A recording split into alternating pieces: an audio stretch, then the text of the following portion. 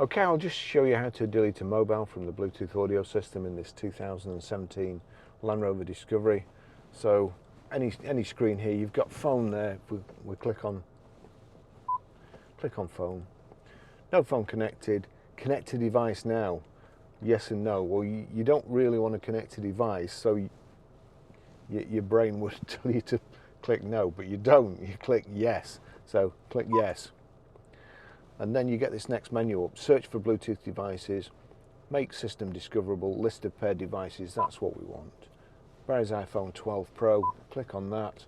And then you've got this next menu. Delete pairing. Connect for phone. Connect for music. Connect all. We want to delete pairing. Delete pairing for Barry's iPhone 12 Pro. Yes. That's it gone.